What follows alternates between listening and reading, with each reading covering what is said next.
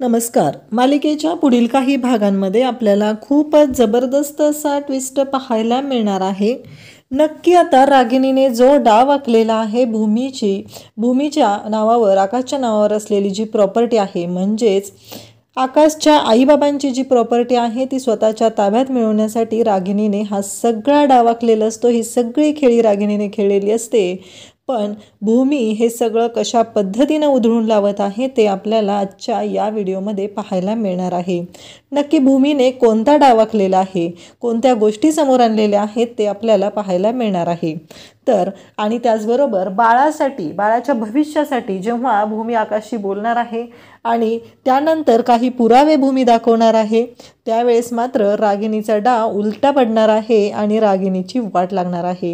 रागिणी जे म्हणत असते की काही झालं तरी हे सगळं माझं आहे, मी राणी आहे, माझं राज्य आहे, हे सगळं तिचं जे चाललेलं असतं ते भूमी एका क्षणात उधळून लावणार आहे. आणि तिचा जो डाव आहे तो उधळल्यामुळं रागिणीची जी अवस्था वेड्यासारखी होणार आहे ती आपल्याला पाहायला मिळणार आहे. नक्की भूमी काय करणार आहे ते आपल्याला आजच्या या व्हिडिओमध्ये पाहायला मिळणार आहे. इकडे मानसीने भूमीला फोन करून सांगितलेलं असतं की असं ठरलेलं आहे की ती प्रॉपर्टी जी आहे ती आता आकाश भाऊजी आईंच्या नावावर करणार आहेत. तेव्हा भूमीला धक्का बसतो. भूमी म्हणते काही झालं तरी असं होता कामा नये, कारण हे सगळं शक्यच नाही, काहीही झालं तरी हे सगळं होऊ शकत नाही असं भूमी म्हणालेली असते. भूमीचं म्हणणं असतं की ही प्रॉपर्टी फक्त आकाशची आहे आणि त्या बाईला मी हे सगळं मिळू देणार नाही, हे भूमीच्या डोक्यात सुरू असतं. आणि भूमी म्हणू लागते की नाही, कधीच शक्य नाही, ही प्रॉपर्टी मी रागिणी आत्यांच्या घशात जाऊ देणार नाही. हे सगळं आकाशच्या आईबाबांनी सगळं कष्टाने कमवलेलं आहे, त्यामुळं ह्या गोष्टी कधीच होऊ शकणार नाही, हे भूमीने ठरवलेलं असतं. आणि त्यासाठी भूमी आता विचार करू लागते. भूमी म्हणत असते असं काहीतरी आहे की ज्यामुळं मला समजणार आहे की आता पुढे काय करायचं आहे. आणि भूमी मग ऑफिसमध्ये असते. भूमीला ह्या गोष्टी कळलेल्या असतात. भूमीला टेन्शन आलेलं असतं. काही करून या सगळ्यावरती तोडगा काढायचा आहे, मार्ग काढायचा आहे, हे भूमीच्या डोक्यात सुरू असतं आणि भूमी त्यासाठी प्रयत्न करू लागते. तर इकडे रागिणी मात्र खूप खुश असते. भूमी रागिणीला तसंच अंधारात ठेवण्याचं ठरवते. काहीही झालं तरी रागिणीला आपण या गोष्टीची जराही शंका येऊ द्यायची नाही. आपली जी खेळी आहे ती आकाशच्या बाजूने खेळायची आणि ती प्रॉपर्टी आहे ती आकाशची आहे आणि आकाशच्या हक्काचं ते आहे, आकाशलाच ते मिळू द्यायचं, हे भूमीने ठरवलेलं असतं. आणि त्यामुळंच भूमी आता विचार करत असते. इकडे आपल्याला पाहायला मिळतं की आता आकाश मात्र ऑफिसमध्ये आलेला असतो आणि भूमीने हे मुद्दामच केलेलं असतं. तिला माहिती असतं आकाश आता घरून निघालेला आहे, कारण मानसीने तिला सांगितलेलं असतं. आकाश ऑफिसमध्ये आलेला असतो तेव्हा भूमी ही पारितोषच्या केबिनमध्ये असते आणि भूमी पारितोषला तिथे तिच्या डोळ्यात काहीतरी गेलेलं आहे म्हणून पारितोष हा भूमीच्या शेजारी बसलेला असतो आणि भूमीच्या डोळ्यामध्ये फुंकर मारत असतो. आणि ते सगळं दृश्य पाहून आकाशचा राग अनावर होतो. आकाश भयानक चिडलेला असतो. आणि त्याचबरोबर इकडे आकाश लगेचच ओरडून बोलत असतो की पारितोष, काय चाललंय तुझं? तू प्रत्येक वेळेस भूमीच्या एवढं जवळ येण्याचा का प्रयत्न करत आहे? मला कळतच नाही आहे की नक्की प्रॉब्लेम काय आहे तुझा, तू असं का करत आहे? हे सगळं आकाश बोलत असतो. आणि तेव्हा मात्र पारितोष म्हणतो की काय केलंय मी? तेव्हा आकाश म्हणतो प्रत्येक वेळेस तुला मिसेस भूमी सांगत असतात की तुम्ही एवढं माझ्याजवळ येऊ नका, मला गरज नाही आहे, तरीही तू प्रत्येक वेळेस पारितोष तू भूमीच्या जवळ का जातो? तेव्हा पारितोष म्हणतो अरे, त्यांच्याबद्दल मला जबाबदारी वाटते म्हणून मी त्यांच्याशी अशा पद्धतीनं बोलत आहे. तेव्हा मात्र इकडे पारितोषला धक्का बसतो. आकाश एवढा खाचिडलेला आहे पण पारितोषला धक्का मुद्दाम बसलेला असतो, कारण पारितोषला सगळं माहिती असतं की भूमी ही आकाशची बायको आहे. म्हणजे भूमीने ह्या सर्व गोष्टी आधीच पारितोषला सांगितलेल्या असतात.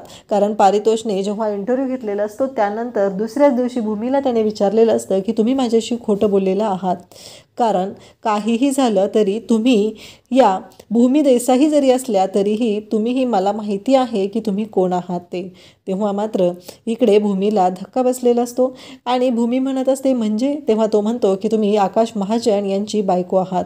आणि तेव्हा मात्र इकडे भूमी म्हणते की हो. मग पारितोष म्हणतो की तुम्ही माझ्याशी खोटं का बोललेलं आहात. तेव्हा भूमी म्हणते कसं आहे माहिती आहे का, मला ही ओळख जी आहे माझी ती देऊन मला हा जॉब मिळवायचा नव्हता. मला माझा जॉब माझ्या स्वतःच्या कर्तृत्वावर मिळवायचा आहे आणि त्याचबरोबर मी जर काम करायला लागले तर प्रॉब्लेम येऊ शकतो, म्हणून मी हे सगळं केलेलं आहे, हे भूमी सांगत असते.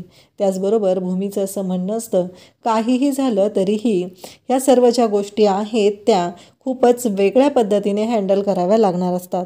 त्यावेळी आपल्याला पाहायला मिळतं की भूमीने पारितोषला हे सांगितलेलं असतं आणि तेव्हा पारितोष म्हणतो की मला मिसेस भूमी माझी जबाबदारी वाटतात. तेव्हा आकाश म्हणतो काय बोललास तू. तेव्हा पारितोष म्हणतो हो. आकाश म्हणतो तुला माहिती आहे का भूमी कोण आहे ते. तेव्हा पारितोष म्हणतो कोण आहे.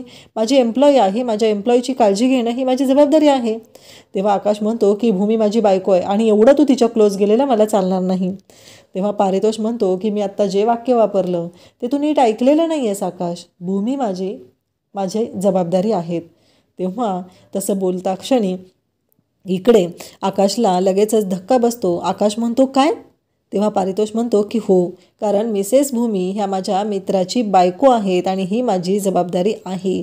आणि हे ऐकल्यानंतर आता आकाशच्या पायाखालची जमीन सरकते. आकाश म्हणतो काय म्हणालास तू नक्की. तेव्हा पारितोष म्हणतो हो, जे तू आत्ता ऐकलेलं आहेस ना आकाश, तेच मी बोललेलं आहे. आणि मग पारितोष असं बोलल्यानंतर आकाश म्हणतो म्हणजे. तेव्हा पारितोष म्हणतो कसं आहे, तुम्ही दोघांनी माझ्यापासून कितीही लपवलं, तुम्ही माझ्यापासून लपवण्याचा प्रयत्न केला, मला अजिबात सांगितलं नाही. पण एक गोष्ट लक्षात ठेव आकाश, तू एक मोठ्या कंपनीचा बिझनेसमन आहे, एका कंपनीचा मालक आहे आणि तुझ्याबद्दल ह्या बातम्या सोशल मीडियावर येणार नाहीत असं तुला वाटलं होतं का. तेव्हा पारितोष म्हणतो म्हणजे काय म्हणायचं आहे तुला. तेव्हा पारितोष सांगतो की अरे तुझे आणि भूमीचे फोटो मी आधीच पाहिलेले होते. तुमच्या दोघांची कॉन्फरन्स जी गाजलेली होती त्याबद्दल मला आधीच सगळ्या गोष्टी माहिती होत्या. आणि तेव्हा मात्र इकडे पारितोष हे सांगतो तेव्हा आकाशला धक्का बसतो. आकाश म्हणतो काय सांगतोयस तू, तुला माहिती होतं भूमी माझी बायको आहे. तेव्हा पारितोष म्हणतो हो, मला आधीपासूनच माहिती आहे की भूमी माझी बायको आहे. आणि तेव्हा पारितोष पाहतच राहतो. पारितोषला हे बोलणं ऐकून आकाश पाहतच राहतो. आकाश म्हणतो खरंच. तेव्हा पारितोष म्हणतो हो, मी खरं सांगत आहे, मला ऑलरेडी माहिती होतं की भूमी ही तुझी बायको आहे. आणि पारितोष म्हणत असतो की मलाही बघायचं होतं, पण भूमींना मी त्याच वेळी सांगितलेलं होतं की आकाश माझा खूप चांगला मित्र आहे आणि जेव्हा आकाशबरोबर माझं डील होणार आहे हे भूमी यांना कळलं होतं तेव्हा मीच त्यांना सांगितलेलं होतं की तुम्ही आकाशला याबद्दल काहीही सांगायचं नाही. आणि भूमी म्हणालेली होती की हो, कारण भूमीने हे ठरवलेलं होतं की काहीही झालं तरी या कंपनीमध्ये त्या फक्त एम्प्लॉई म्हणूनच राहणार आहेत, आकाश महाजनची बायको म्हणून त्या या कंपनीमध्ये राहणार नाहीत. तेव्हा मात्र पारितोषचं हे बोलणं ऐकून आकाशला धक्का बसतो आणि आकाश भूमीला म्हणतो भूमी तू पण. तेव्हा भूमी म्हणते काय करणार ना, मला ऑप्शनच नव्हता, पारितोष सरांनी माझ्यापुढे ऑप्शनच ठेवला नव्हता ना. त्यानंतर आता आकाश आणि पारितोष यांचे गैरसमज दूर होतात आणि दोघंही एकमेकांना मिठी मारतात. त्याचबरोबर आपल्याला पाहायला मिळतं की इकडे आकाश आता घरी आलेला असतो. आकाशचं टेन्शन मिटलेलं असतं. भूमीने या सगळ्या गोष्टींमुळं आकाशला एक गोष्ट सांगितलेली असते की आकाश मी येईपर्यंत कोणताही निर्णय घेऊ नको, मी आज घरी येणार आहे. तेव्हा आकाश म्हणतो म्हणजे. तेव्हा भूमी म्हणालेली असते की हो, तू काय निर्णय घेणार असशील तो फक्त मी येईपर्यंत घेऊ नको, मी एवढंच तुला सांगते. आणि मग पारितोषचा सल्ला घेत भूमी विचारते की पारितोष सर, तुमच्या ओळखीतले कोणी लॉयर आहेत का, मला एक लॉयर हवे आहेत आणि मला त्यांना भेटायचं आहे. तेव्हा पारितोष म्हणतो की हो चालेल. आणि मग पारितोष नंबर देतो लॉयरचा आणि भूमी त्या लॉयरला जाऊन भेटते आणि भूमी त्या लॉयरशी डिस्कस करते, कारण भूमीला माहिती असतं की आकाशच्या बाबांनी जे मृत्यूपत्र केलेलं आहे त्याची एक कॉपी रघु काकांनी तिच्याकडे दिलेली आहे आणि ती कॉपी घेऊन भूमीने ती कॉपी मागवलेली असते प्रशांतकडून. प्रशांतने भूमीला मेल केलेला असतो आणि ती कॉपी घेऊन भूमी त्या लॉयरकडे जाते आणि त्या लॉयरला भेटते. भूमी त्या लॉयरला भेटल्यानंतर ते लॉयर सांगतात की हो का, तुम्ही जे बोलताय ते खरं आहे. म्हणजे भूमी म्हणते की आता काय करता येईल. तेव्हा ते म्हणतात की आकाश महाजन यांची मानसिक कंडिशन ठीक नव्हती, त्यामुळं ही प्रॉपर्टी आकाशच्या वडिलांनी जेव्हा केलेली होती तेव्हा त्यांनी सांगितलेलं होतं जोपर्यंत ते 26 वर्षाचे असतील तोपर्यंत ही जी प्रॉपर्टी आहे ती त्यांच्या नावावरती असेल. एकदा का त्यांचं लग्न झालं तर ही जी प्रॉपर्टी आहे ती त्यांच्या बायकोच्या नावावर होईल. त्यामुळे या कंपनीचे तुम्ही मालकीना, या प्रॉपर्टीचे तुम्ही मालक आहात. आणि त्याचबरोबर जेव्हा तुमचं बाळ होईल तेव्हा ही प्रॉपर्टी जी असणार आहे, ही प्रॉपर्टी ही सर्वस्वी तुमच्या बाळाच्या नावावरती असणार आहे. मग भूमी त्या वकिलांना सांगते, मग तुम्हाला मला आणखी एक गोष्ट विचारायची आहे. आत्ता मी प्रेग्नंट आहे, तर मी या प्रॉपर्टीला वाचवण्यासाठी काही क्लेम करू शकते का? तेव्हा ते सांगतात की हो, नक्कीच तुम्ही क्लेम करू शकता, कारण ही प्रॉपर्टी तुमच्या बाळाच्या नावावर होणार आहे. आणि या प्रॉपर्टीचा इथे ती प्रॉपर्टी बघण्यासाठी, त्यांचा राखण करण्यासाठी आकाश महाजन आत्ता तिथे काम करत आहेत, कारण ही प्रॉपर्टी फक्त आणि फक्त तुमची आहे. ही प्रॉपर्टी तुमच्यापासून कोणीही हिरावून घेऊ शकत नाही. हे ऐकल्यानंतर भूमी म्हणते की अरे वा, मग आता यासाठी आपल्याला काय करावं लागेल, हा प्रश्न भूमी त्यांना विचारते. तेव्हा ते सांगू लागतात की तुम्ही नोटीस पाठवू शकता त्यांना कोर्टाकडून. जर त्यांनी ही प्रॉपर्टी दुसऱ्या कोणाच्या नावावर करण्याचा प्रयत्न केला तर ऑलरेडी तुम्ही कोर्टाकडून नोटीस पाठवून ठेवा. ती कोणत्याही गोष्टीने हा निर्णय घेऊ शकत नाहीत. आणि मग इकडे आता सगळे प्रॉपर्टीचे पेपर रागिणीने तयार केलेले असतात आणि आकाश ऑफिसमधून आला की त्याला सांगू लागते की प्रॉपर्टीचे पेपर तयार झालेले आहेत. तेव्हा आकाश म्हणतो की बरोबर आहे. तेवढ्यात आकाश म्हणतो की ठीक आहे आई, तू वकिलांना बोलवून घे, पण फक्त 2 तास तुला थांबावं लागेल. 2 तासानंतर आपण हे काम करायचं आहे. कारण भूमीने त्याला सांगितलेलं असतं या टायमिंगपर्यंत मी येणार आहे, आणि आकाशने भूमीचा शब्द पाळलेला असतो. भूमी वकिलांना घेऊन घरी येते, आणि भूमी जेव्हा वकिलांना घेऊन घरी येते आणि तेव्हा वकिलांनी ती नोटीस आणलेली असते, ती नोटीस आकाशच्या हातात दिली जाते. आकाशला ते वकील सांगतात की मिस्टर आकाश महाजन, तुम्ही ही प्रॉपर्टी दुसऱ्या कोणाच्याही नावावरती करू शकत नाही. आकाश म्हणतो म्हणजे? नाही, तुम्ही पॉवर ऑफ अटर्नीही दुसऱ्या कोणाच्या नावावरती करू शकत नाही. आकाशला धक्का बसतो. आकाश म्हणतो तुम्ही हे काय बोलताय? ही प्रॉपर्टी माझ्या बाबांची आहे, माझ्या बाबांनी सगळं केलेलं आहे, आणि मग ती बाबांच्या नंतर माझ्या नावावरती आहे, तर ही प्रॉपर्टी मी नक्कीच दुसरं कोणाच्याही नावावर करू शकतो.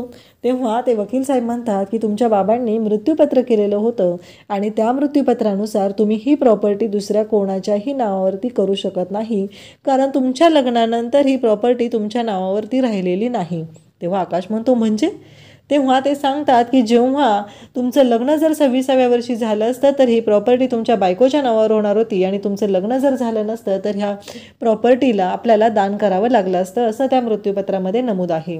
त्यामुळं तुम्ही ही प्रॉपर्टी दुसऱ्या कोणाच्याही नावावर करू शकत नाही, कारण ही प्रॉपर्टी सर्वस्वी तुमच्या बायकोच्या नावावरती झालेली आहे. आणि त्याचबरोबर जर तुम्हाला आत्ता मूल झालं असेल तर ती प्रॉपर्टी फक्त आणि फक्त तुमच्या मुलाच्या नावावर होऊ शकते, आणि तुमचं मूल जोपर्यंत 25 वर्षाचं होत नाही तोपर्यंत यातील कोणताही निर्णय तुम्ही कोणीही घेऊ शकत नाही.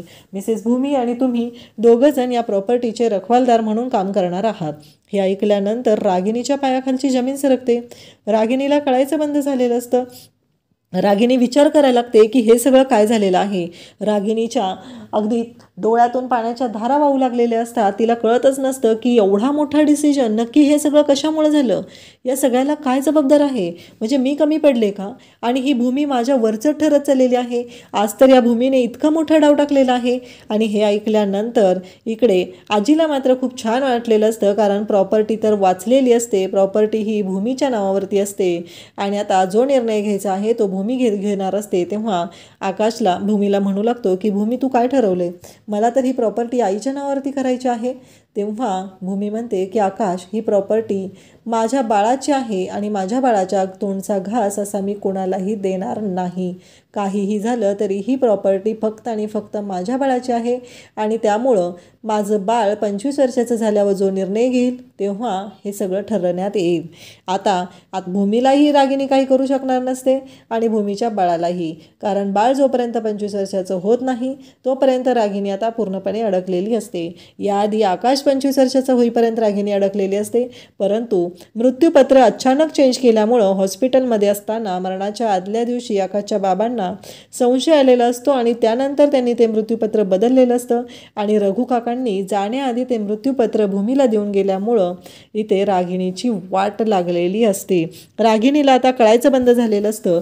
आकाश म्हणत असतो, भूमी तेव्हा भूमी म्हणते, आकाश आपल्या बाळाचा विचार करणार नाहीस का तू? आणि शेवटी तुझ्या आईबाबांची इच्छा महत्त्वाची आहे. तुला आत्ता काहीही वाटलं तरीही तुझ्या आईबाबांनी काय ठरवलेलं आहे, आईबाबांचा शब्द तू पाळणार नाहीस का?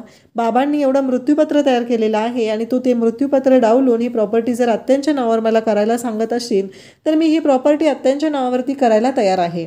त्यावरती आकाश म्हणतो की नाही भूमी, मला माफ कर, माझ्याकडून चूक झाली, मी तुला आधी विचारायला हवं होतं याबद्दल सगळं. तेव्हा रागिनी मात्र म्हणत असते, पण आत्ता काय झालं, आत्ता म्हणजे नक्की? तेव्हा भूमी म्हणते की कसं आहे माहिती आहे का रागिनी आत्या, ही प्रॉपर्टी आहे ना ती आकाशच्या बाबांची आहे आणि त्यांच्या मृत्यूपत्रानुसार ही प्रॉपर्टी आत्ता सध्या माझ्या नावावर आहे आणि त्याचबरोबर त्यानंतर ती माझ्या बाळाच्या नावावर होणार आहे. आणि आत्ता सध्या माझं आणि आकाशचं बाळ माझ्या पोटात वाढतं आहे. जोपर्यंत ते बाळ जन्माला येत नाही तोपर्यंत या प्रॉपर्टीचा कोणताही निर्णय घेण्यात येणार नाही. जर आकाशने ही प्रॉपर्टी तुमच्या नावावर केली तरीही मी वकिलांकडून नोटीस पाठवणार आहे आणि ती प्रॉपर्टी तुमच्या नावावर कधीच होऊ शकणार नाही. तुम्ही त्या प्रॉपर्टीचे मालक कधीच होऊ शकणार नाही. इकडे एकतर आकाशने आता पारितोषने आकाशचा गैरसमज मिटवलेला असतो, म्हणजे तो भूमीची जी काळजी घेतोय ती एक जबाबदारी या नात्याने घेतोय. तर इकडे रागिनीची भूमीने वाट लावलेली असते, प्रॉपर्टी तर जपलेली असते पण रागिनीला आता भिकारी केलेलं असतं आणि आकाश भूमीला म्हणत असतो की भूमी आता तू या घरी येऊ शकतेस, काहीही झालं तरी या घरची तू मालकीण आहे, तुला या घरातून कोणीही बाहेर काढणार नाही. हे ऐकल्यानंतर इकडे भूमी हसत असते आणि रागिनीकडे पाहत असते. फायनली रागिनीची वाट तर भूमीने लावलेली आहे. आजचा हा भाग तुम्हाला कसा वाटला ते कमेंट करून नक्की सांगा. थँक्यू.